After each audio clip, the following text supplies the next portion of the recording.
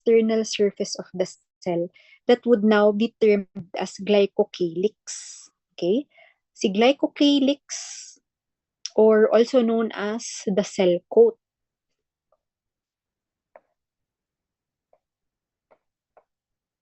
Para naman magamit natin tong writing option kahit mabagal. Okay. So, the glycocalyx or the cell coat. So, ano bang function ng glycocalyx? So, again, the glycocalyx from the term glyco, yan, it is composed nga of carbohydrate chains attached to either lipids or carbohydrates, and they function for metabolism of the cell, for recognition din, for cellular recognition, association, as well as they serve as receptors. So eventually, in some of your major subjects, particularly in blood banking, ma-encounter nyo ulit tong mga carbohydrate chains na to. Because there are some blood group antigens that are actually glycolipids and glycoproteins in nature. Okay? So yun. So next, we move on to cell membrane permeability and transport. Okay? Okay.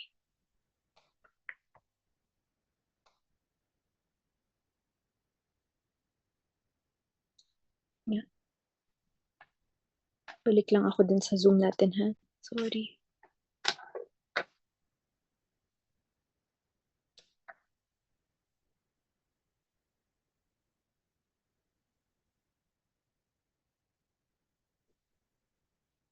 Okay.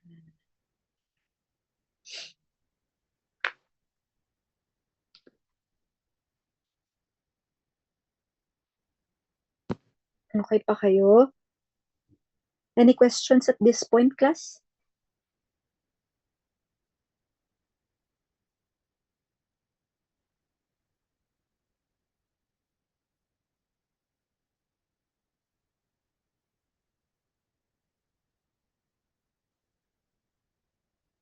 Okay, wala pa naman.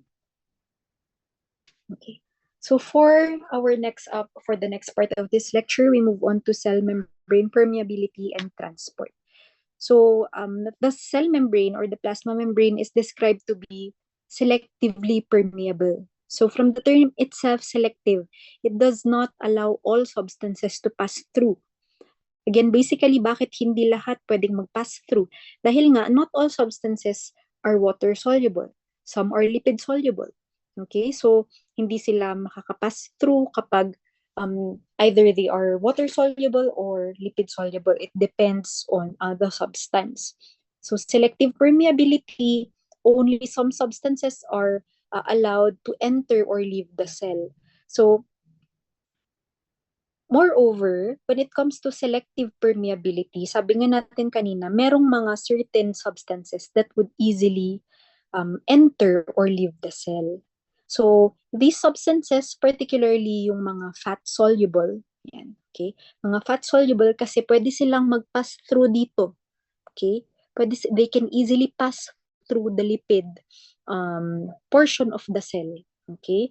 So, papasok sila dito kahit na kahit na fat soluble sila. Yan, punta sila doon sa water soluble component or the phosphate head, and then they can easily pass through the lipid bilayer of the cell kasi nga fat soluble sila. So these permeable substances would include gases, okay? Steroids, mga yan, lipid-soluble materials. Okay? So these would now easily pass through the plasma membrane via simple diffusion. Kapag sinabi natin na simple diffusion, ano bang ibig sabihin nito? It does not involve any channel protein. It does not involve any pump. Okay? It will involve only the simple passage of these molecules through the plasma membrane by a concentration gradient.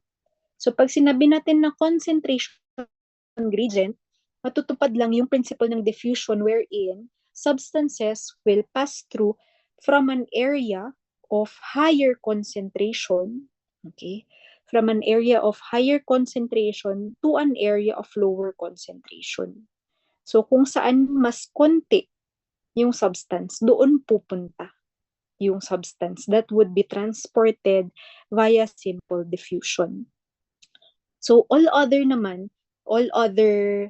substances that cannot pass through the plasma membrane via cellular simple diffusion would involve yung mga sinabi natin kanina na channel proteins, okay, or pumps. So these impermeable substances would now include substances such as glucose, ions, or proteins that would involve now several channel proteins or pumps, okay? And nasabi naman na natin kanina yung dalawang type nga ng integral proteins that serve as passageway of these impermeable substances. So we can see here dito sa image sa baba a diagrammatic illustration that compares the three mechanisms of transport. So simple diffusion, pasok lang. Okay? Pasok lang doon sa cell, walang channel protein. Kapag carrier protein, yan, carrier protein, from the term itself, carrier protein, when the substance binds with the carrier protein, it will pass through without the utilization of ATP. So para siyang technically i-carry papunta sa loob ng cell. Okay? So these carrier proteins, they transfer small water-soluble molecules. Okay? So these small water-soluble molecules are actually transported by only one type of carrier protein molecules. So kapag yung carrier protein molecules ay para lang sa isang substance, let's say a certain type of drug, okay? So it will now include it will now involve only one type of that carrier protein. So it is highly selective. And then as compared to channel proteins, si channel proteins kasi sinabi natin kanina, they also transport small water-soluble molecules, but this time, these channel proteins are voltage-gated. Okay? Voltage-gated or ligand-gated. So, i-take note nyo muna yung voltage-gated channels tsaka ligand-gated channels. We will be discussing this further doon sa next na lecture natin. Okay? So these channels, they are also selective, parang yung carrier proteins, and they will now transport via the mechanism of voltage-gated nga at saka ligand-gated. So discuss na lang natin yun sa next na lecture natin. So ano yung mga good examples ng channel protein transport proteins? So this would include now protein transport of neurotransmitters such as acetylcholine. Yan. Okay. And okay, moving on to the next part. Okay. We have naman vesicular transport. Okay, so when we say vesicular transport, from the term itself, vesicle, kapag narinig nyo yung term na vesicle, imagine a plastic container. Okay? Imagine a plastic container or a basket.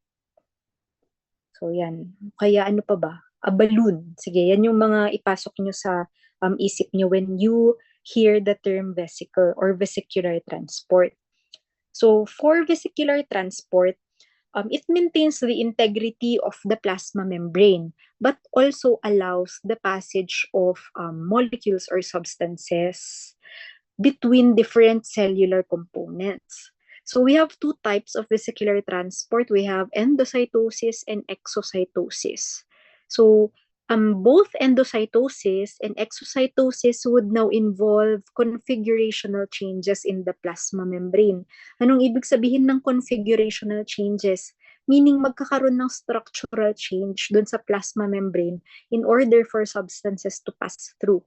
As compared kanina, dito sa diffusion natin, carrier protein transport, and channel protein transport, there is no structural or configurational change para matransport ang substances. This time, kapag vesicular transport, nagkakaroon ng change in the structure of the plasma membrane. So sabi ko nga kanina, 'di ba, mag-imagine kayo ng plastic, okay? So paano ba 'yan? Ano ba nangyayari sa endocytosis and exocytosis, which are both vesicular transport mechanisms? So for vesicular transport mechanisms, large molecules, okay, large molecules would leave or enter the cell via budding, okay?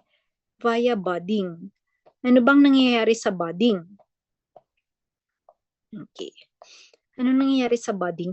For example, when a particular substance that is to be transported inside the cell via vesicular transport mechanism comes in contact with the plasma membrane, okay, the molecules would now activate certain receptors in the plasma membrane that would now cause movement of the lipid bilayer, okay?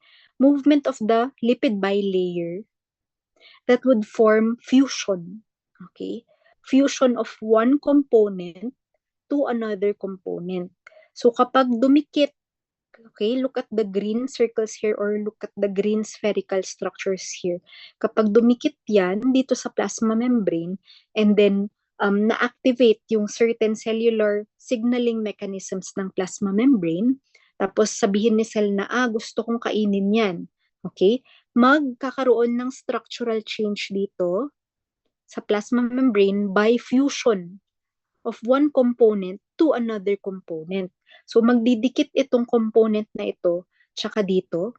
Pag nagdikit sila, this would now form a spherical, okay, or circular structure that buds off, meaning natatanggal siya doon sa plasma membrane, that buds off the cellular membrane and forms a compartment. Okay? So ito na yung circular or spherical compartment na natanggal doon sa plasma membrane. This is now a vesicle, okay, that buds off. So once it buds off in endocytosis, okay, pag sinabi natin na endo meaning inside, the vesicle would now be transported, of course, to the interior of the cell.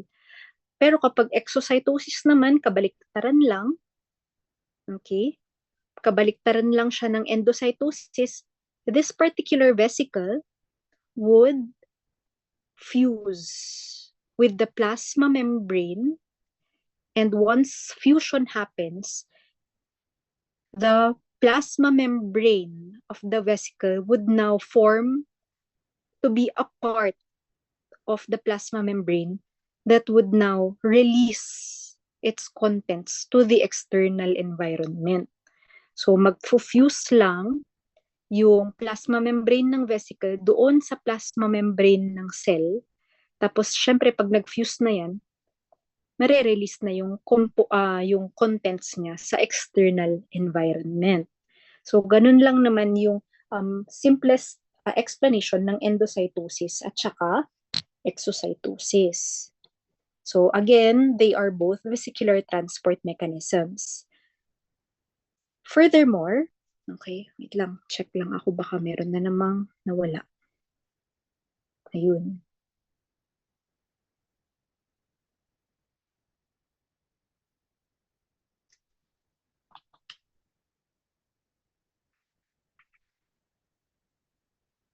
Okay.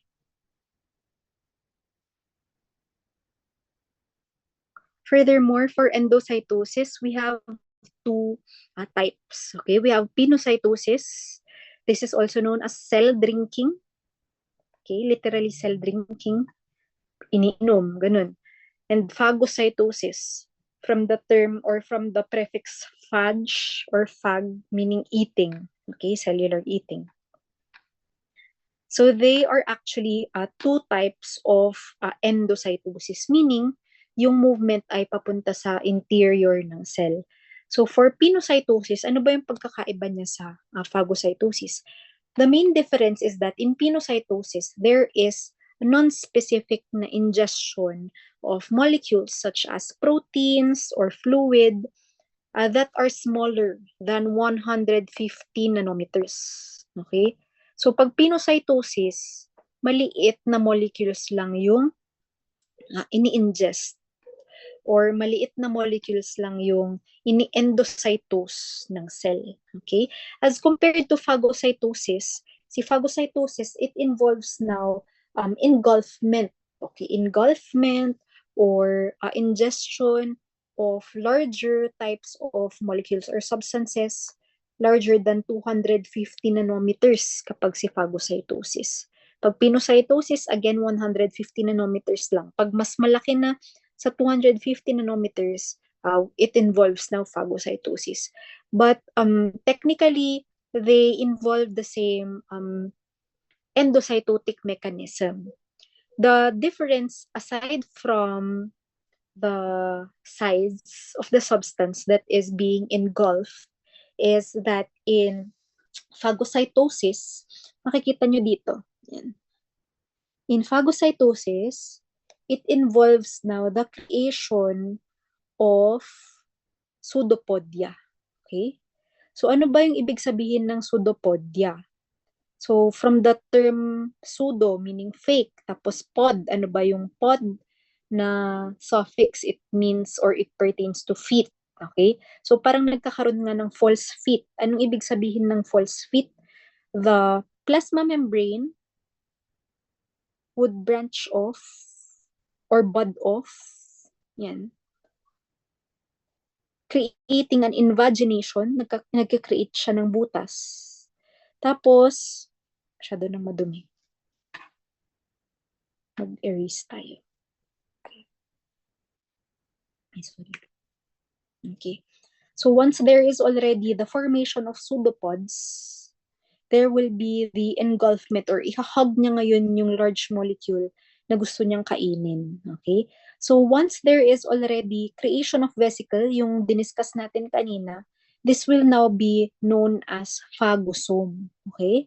So, itong part na to, this vesicle would now be termed as phagosome when phagocytosis is involved. Okay? So, ano ba yung nagtitrigger sa phagocytosis na ito? So, for example lang, ano lang to light na discussion lang. This would be discussed further sa immunology and serology. But, once there is the contact of a certain substance that would be phagocytosed by the cell to the cellular membrane, okay, this will trigger now a mechanism known as pathogen, letter P, associated molecular patterns or PAMPs. Okay? So yan, from the term itself, pathogen, associated molecular patterns. So kung yung pathogen, ano ba yung pathogen? Mga bacteria, viruses, ganun. When they come in contact with cellular receptors, okay, with toll, T-O-L, okay, toll-like receptors on the plasma membrane, they would now trigger certain signaling mechanisms that would now lead to the formation of phagosomes, okay, via phagocytosis. So yan. Ano ba yung mga examples nito? Particularly yung mga pinaka-common na examples natin would be the engulfment of certain biologic debris. So kapag nagkakaroon ng inflammation during cellular injury, wound healing, mga dead cells, ganyan. Even the phagocytosis of bacteria and other pathogens such as protozoans by the cell, okay, it would now involve phagocytosis rather than pinocytosis. Okay? So, meron kasi tayong specific or another type of phagocytosis. Another type of phagocytosis that involves receptors. Okay? So, yun yung dinidiscuss natin kanina. When the pumps and the toll-like receptors are involved, this would now be termed as receptor-mediated endocytosis. Okay? So mag-focus kayo dito sa dito sa binilugan ko, receptor-mediated endocytosis. Okay? So for receptor-mediated endocytosis, this would now involve receptors known as cargo receptors. Okay? Cargo receptors. So yung mga green dyan. So these cargo receptors, they accumulate in well-defined regions of the cell membrane. So nandyan sila sa well-defined regions of the cell membrane. And then, anong mangyayari dito? Once organisms or certain substances come in contact with these cargo receptors, okay, there will now be conformational change. Okay, paano nangyayari yun? Doon sa baba ng cellular membrane, focus kayo dito sa mga yellow na structures. These yellow structures naman, in contrast with the cargo receptors, they are known as clathrin. Okay? Clathrin receptors. So, isang term lang to clathrin receptors or clathrin molecules rather. So, these clathrin molecules, kapag nag-bind, okay, pag nag-bind ngayon, ang isang substance, so focus on the purple structure here, when it binds to the cargo receptors, these clathrin molecules would now move together. Okay? Magmo-move together sila, maglalapit-lapit sila, magpo-form sila ng parang kulungan or cage. Okay? They would now form a basket-like cage. So, magdidikit-dikit yung mga clathrin na yan, basta nag-bind na yung substance doon sa receptor, itong mga clathrin magdidikit-dikit, and then, once na nagdikit-dikit na sila, magkakaroon na ulit ng conformational change na discuss natin kanina, that would now lead to the eventual formation of a vesicle. Okay? So, yan.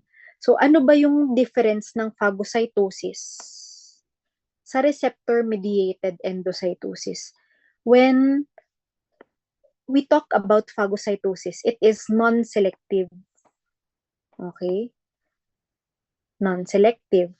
While for receptor-mediated endocytosis, it involves now yung mga sinasabi natin kanina na receptors that would now involve the recognition of these pathogen-associated molecular patterns.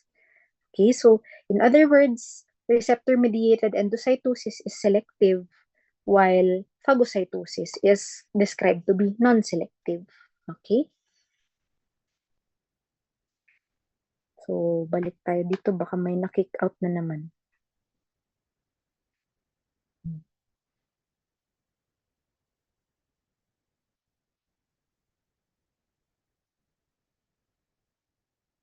Okay, mag-admit lang tayo.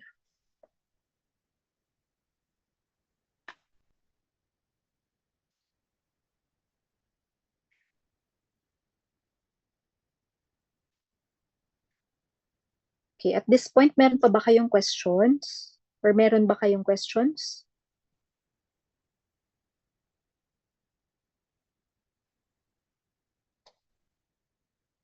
Meron ba kayong gustong ipaulit?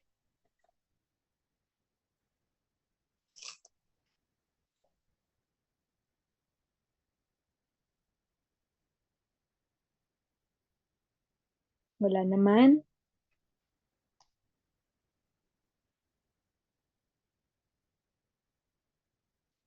Okay. So let's move on to the specific organelles.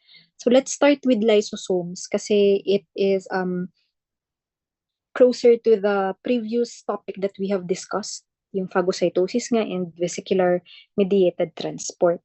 So starting off with the lysosomes to kick off our discussion of the organelles. So lysosomes, hindi na bago sa inyo to, they are digestive organelles. So the basic function of this lysosome is again digestion. Okay, digestion of the substances that are phagocytosed or phagocytosed by the cell. So yung kakadiscuss lang natin kanina, once na na-engulf na yung certain substances or certain materials by the cell via phagocytosis, the phagosomes, okay, the phagosomes, yung vesicles na na-discuss natin kanina, would now turn into lysosomes. Okay? So these lysosomes being digestive organelles, paano ba nila nadadigest yung kinain nga ng cell? Okay? They digest the phagocytosed materials through the use of hydrolytic enzymes. Okay? So one good example would be acid hydrolases. So yan, acid hydrolases or enzymes that would now hydrolyze the materials that were phagocytosed by the cell. But aside from acid hydrolases, lysosomes may also contain nucleases, glycosidases, lipases, and phospholipases. So enzymes lang naman yung mga yan. More of these would be discussed in your clinical chemistry later on, yung types of enzymes. But again, in general, they are known as hydrolytic enzymes. So ano ba yung main na, ano lang yung main na purpose nila? It is to digest the materials phagocytosed by the cell. So again, furthermore, the lysosomes would now degrade these phagocytosed material via hydrolyzation nga. Okay? So, meron tayong theories, okay? Meron tayong theories that would now explain the formation of lysosomal genesis or formation of these lysosomes. Sabi dati ng mga theories, ng mga previous theories, these lysosomes are produced by the Golgi bodies. Okay? But now, the more widely accepted theories would be that these lysosomes come from endosomes. Okay? So, si endosomes, i-discuss natin dun sa later part ng discussion natin when we go to the endosomes themselves. Okay? But these lysosomes, once they are formed again via vesicular membrane transport, okay, they would now have a unique membrane that would be sorted in the Golgi apparatus. Okay? So, hindi sila pinoproduce ng Golgi apparatus, but rather, they are only sorted by the Golgi apparatus. So, i-correct na lang natin to. So, this would be discussed further when we go to the endosomes. Okay? So, moving on. The lysosomal membrane, sabi natin, si lysosome, di ba meron siyang mga hydrolytic enzymes. So, bakit hindi na-dissolve ng hydrolytic enzymes yung membrane ng lysosomes?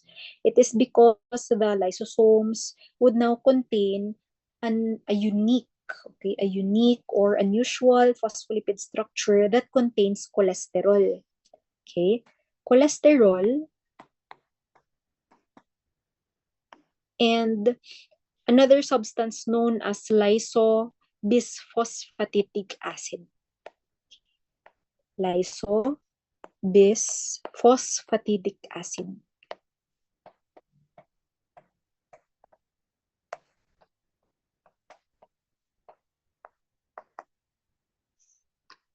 Okay, so these cholesterol and lysobisphosphatidic acid would now provide the resistance to hydrolysis of the lysosomal membrane itself para hindi ma-digest ng hydrolysis sa loob ng lysosomes yung membrane ng lysosome. Okay?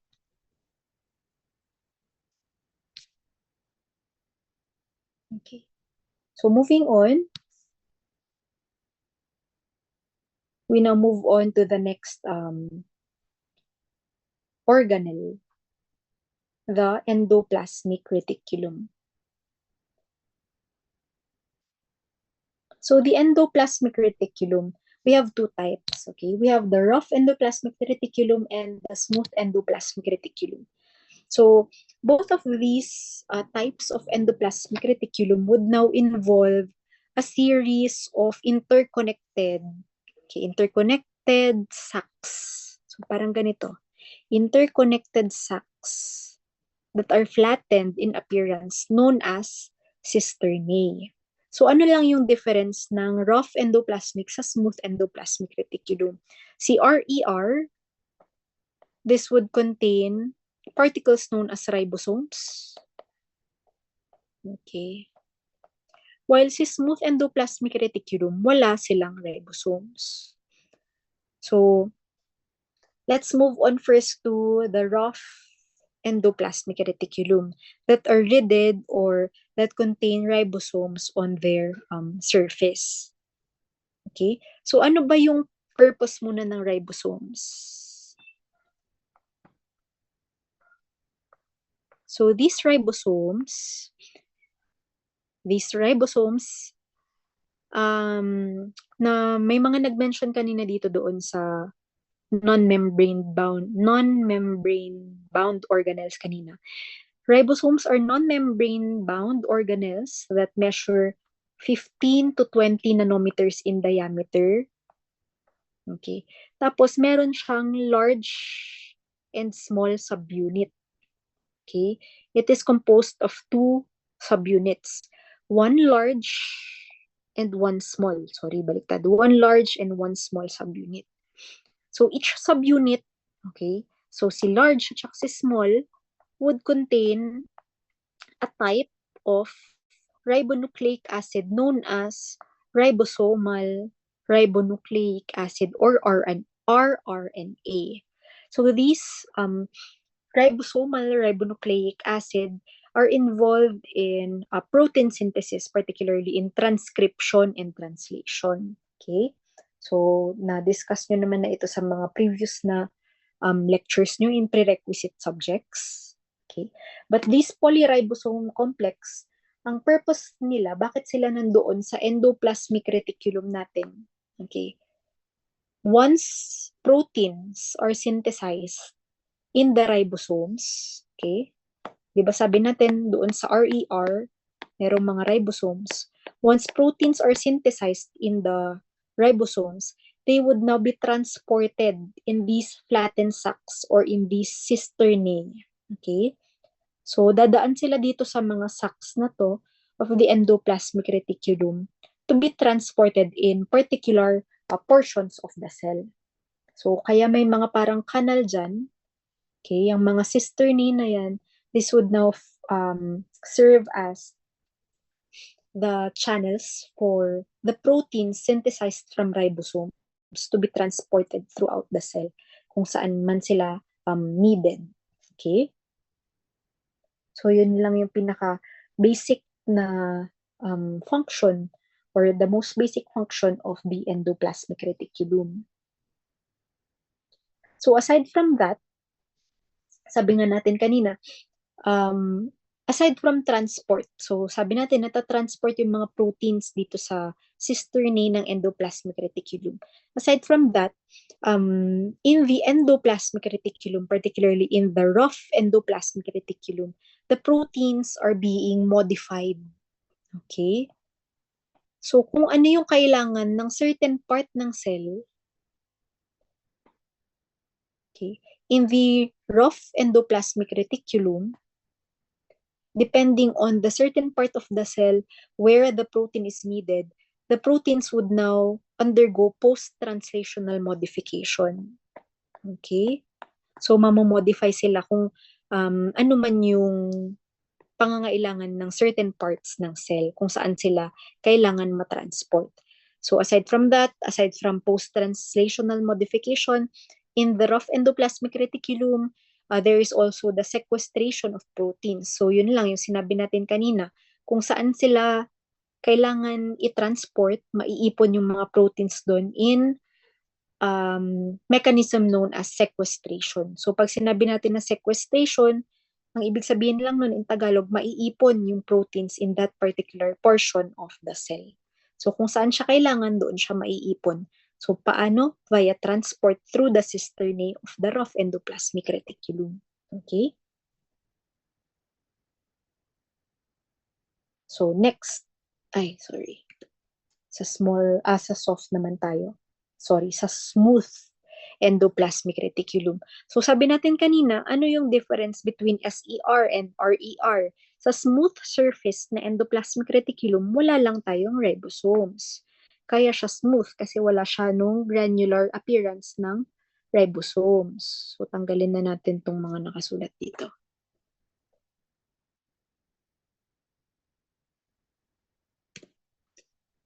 Before we move on, baka may na-kick out lang ulit. Okay.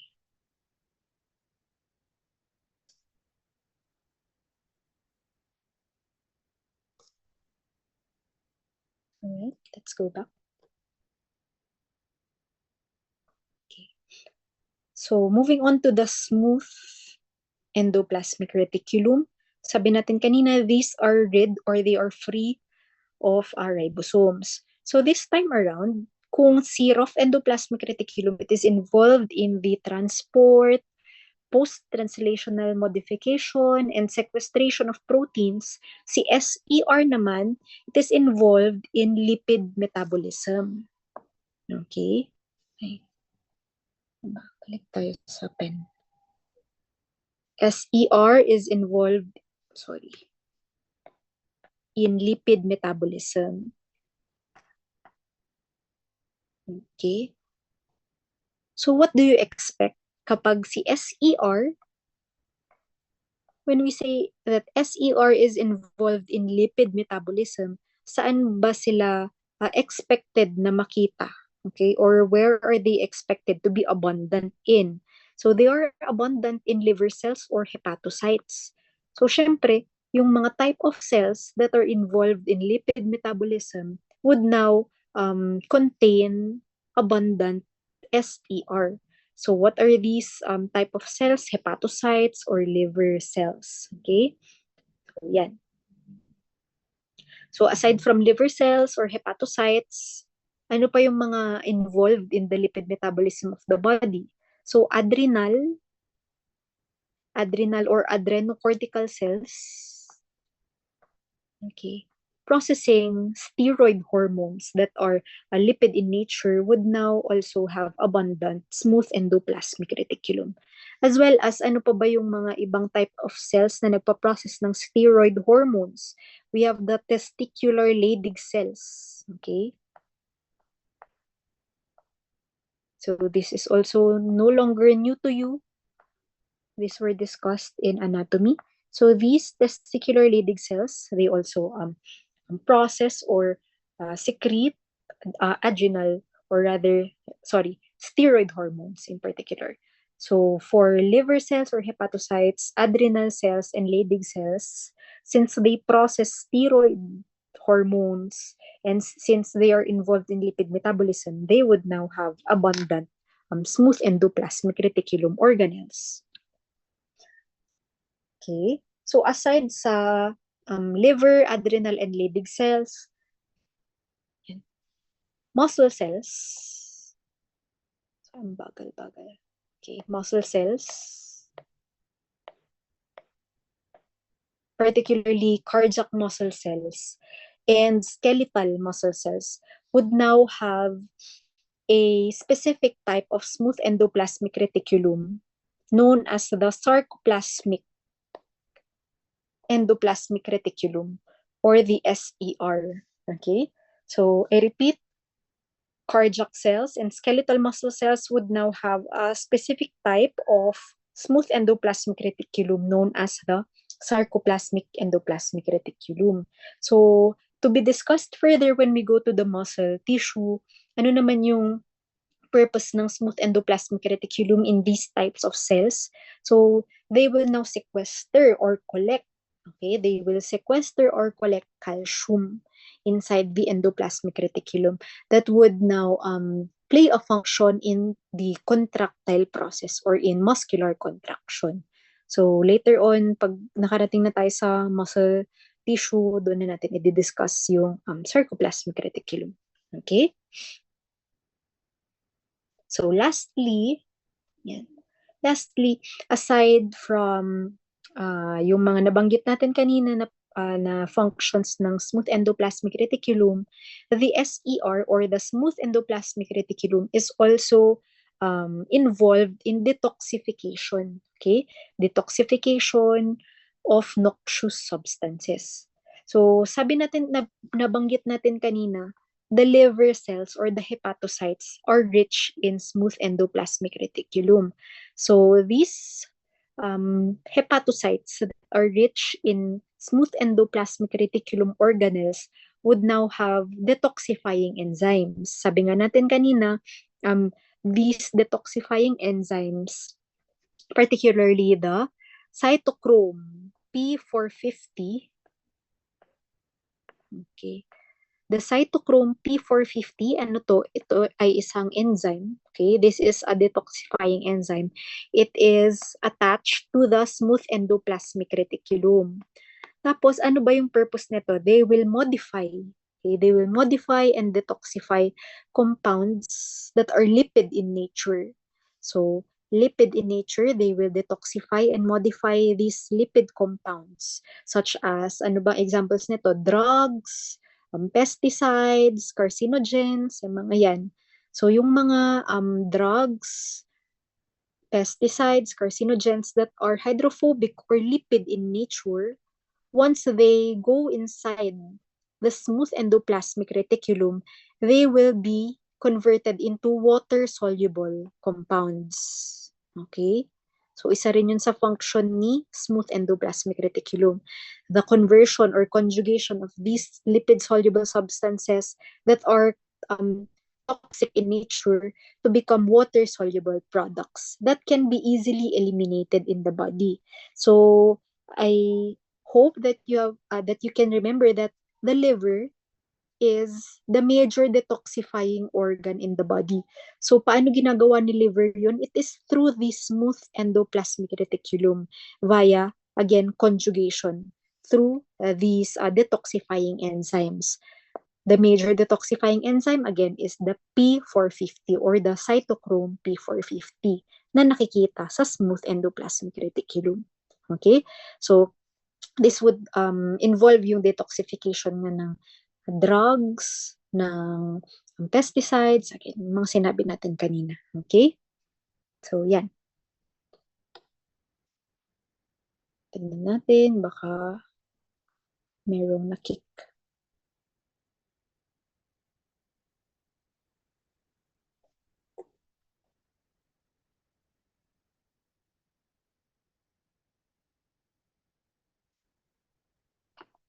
Any questions at this point?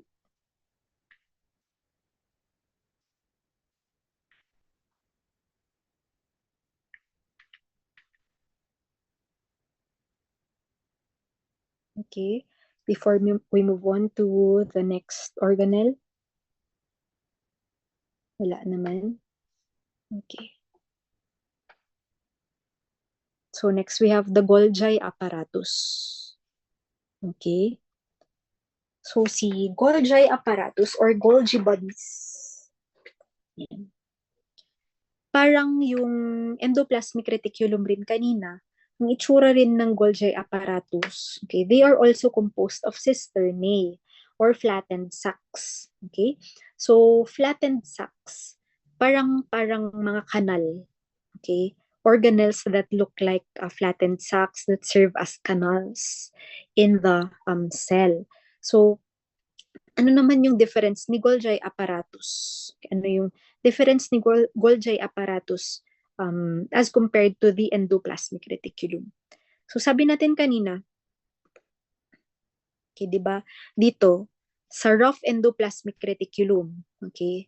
Sa rough endoplasmic reticulum, sabi natin kanina yung mga proteins na mafo-form or the proteins that have been synthesized from the ribosomes, the ribosomal granules in the rough endoplasmic reticulum, they will now undergo post-translational modification. Sabi natin kanina, di ba? These proteins, once they are produced, okay, once they are produced in the rough endoplasmic reticulum, they will now be transported in Golgi bodies or in the Golgi apparatus. Okay? So, anong mangyayari dito? Certain components of these proteins will be trimmed and translocated. So, mamomodify nga yung mga certain parts ng proteins depending on the needs of the certain locations in the cell. So, this would now involve glycosylation and glycosylation.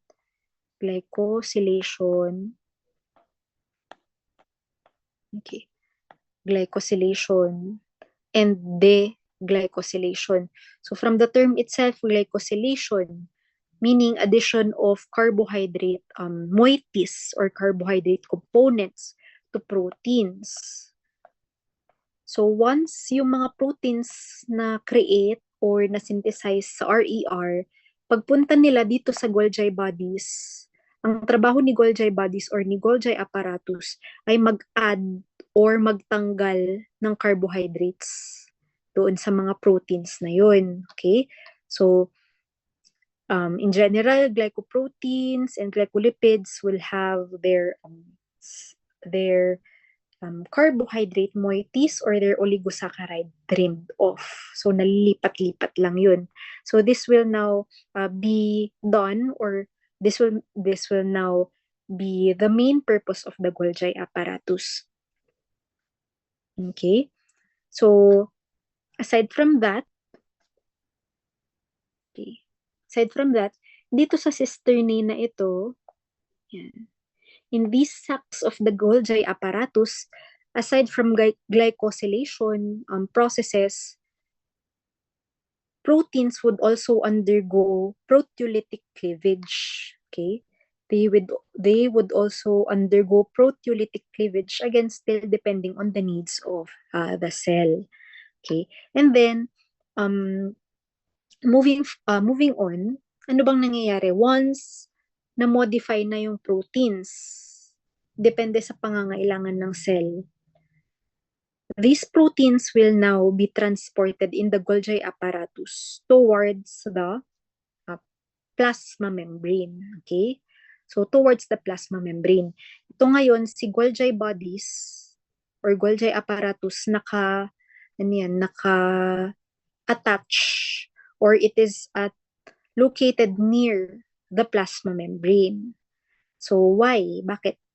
So, from the rough endoplasmic reticulum that is near the nucleus, pag nagawa na yung protein, sabi natin, ipapasa siya sa Golgi apparatus. So, ngayon, yung mga nagawang protein or the proteins that have been synthesized that are transported or shuttled in the Golgi apparatus would now be transported near the plasma membrane.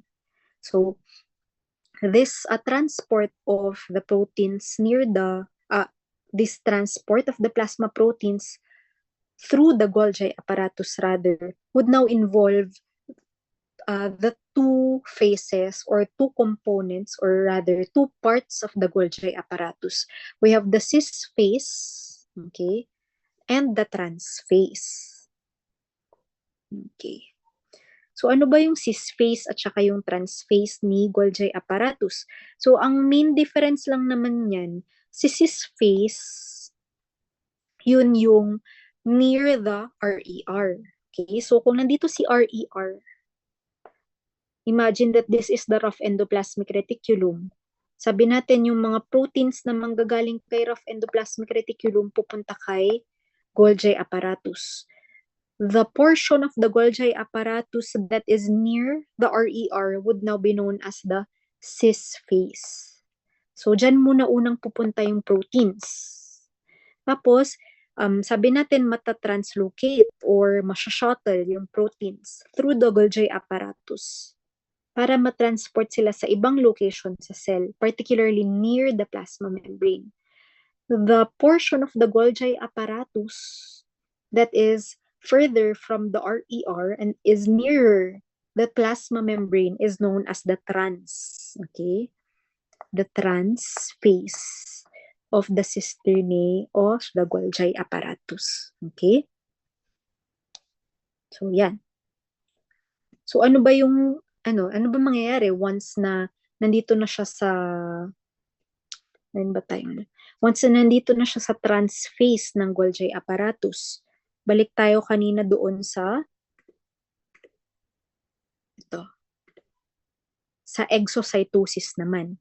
So again, there are certain types of cells that are involved in creation of certain protein substances such as hormones. Okay? So in the synthesis of these hormones, syempre ang gusto natin, once these hormones are synthesized by a certain cell, ang gusto natin, malabas siya sa exterior ng cell via a process known as exocytosis. So ganun lang ang mangyayari doon. So from the rough endoplasmic reticulum, sabi natin kanina, dadaan sa Golgi apparatus, and then from the cis phase of the Golgi apparatus, pupunta siya sa trans phase of the Golgi apparatus na malapit sa plasma membrane. And then once the proteins are already near the periphery of the plasma membrane, they will now be exocytosed, okay, to the exterior of the cell. Yan. Para ma-release na yung certain proteins na to sa external environment ng cell. Okay? So, yan.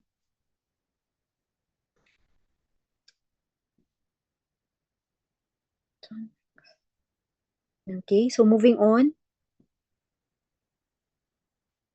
Meron ba tayong kailangang i-accept?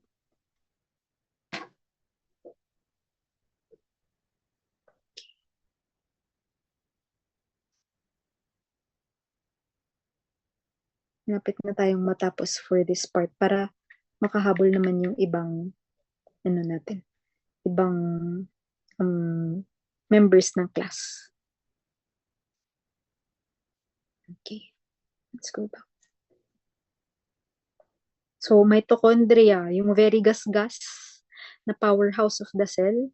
Okay, it is characterized to be round, oval, or elongated. Actually, depending on the type of cell, mitochondria have different or varying shapes.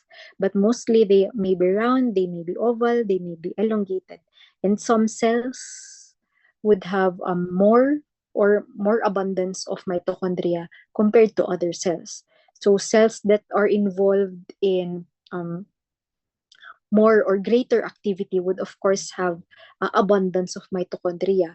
For example, would be the muscular cells, particularly the skeletal muscle cells, the cardiac cells. Yan, marami silang mitochondria.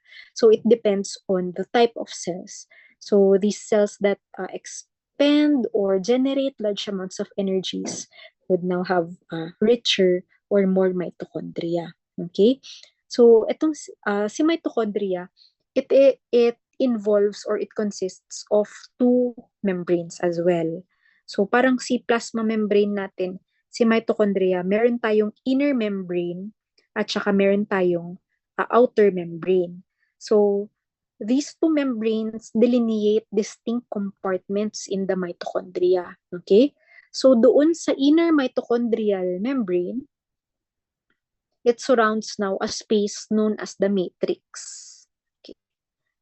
So, kung ito yung cytoplasm ni cell, ito, imagine nyo yan. Tapos, ito yung mitochondria. Okay. Dalawa yung membrane nito. The membrane inside, known as the inner mitochondrial membrane, would now surround a space known as the mitochondrial matrix. And then this outer membrane would be in contact with the cytoplasm. Okay? So these two structural components of the mitochondria would now, of course, have varying or distinct characteristics related to their functions. Okay? So, yan. So first, we move on to the inner mitochondrial membrane. So si inner mitochondrial membrane, burahin muna natin to.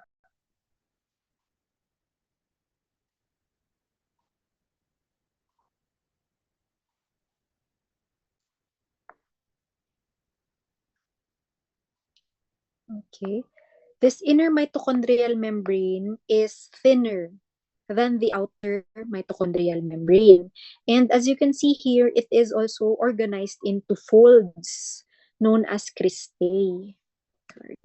Okay, folds known as cristae. So depending on the type of cell, this cristae or folds would maybe tubular in structure or shelf-like in structure. Kapag yung naka-fold, yan, naka-fold na cristae, they are known to be shelf-like cristae. Kapag yung mga longitudinal longitudinal inner mitochondrial membrane, they are known as tubular cristae. Okay? So, in some cells na involved in steroid metabolism or in lipid metabolism, sabi natin kanina, the inner mitochondrial membrane may form tubules or vesicular projections in the matrix. Okay? So, yan. In cells involved in steroid metabolism, this cristae may form tubular or vesicular projections into the matrix. And furthermore, yung inner membrane natin, it is rich in a phospholipid known as cardiolipin. Okay? So, yan. Cardiolipin. Okay. Furthermore, itong membrane natin, this inner mitochondrial membrane, it is involved in 3 major functions. So first, we have oxidation reactions. Okay. Oxidation reactions or redox reactions. Okay. Oxidation reactions or redox reactions in a series of enzymes or an enzymatic chain known as the electron transport chain. So, I think in organic chemistry or biochemistry, kung meron man kayong subject na ganun, or kung naaalala nyo man, the electron transport chain is the major biochemical metabolic pathway involved in the synthesis of energy in the form of ATP. Okay? So, yan. So, in the mitochondria, kaya nga siya tinatawag na powerhouse of the cell because in the inner mitochondrial membrane, meron tayong mga proteins dyan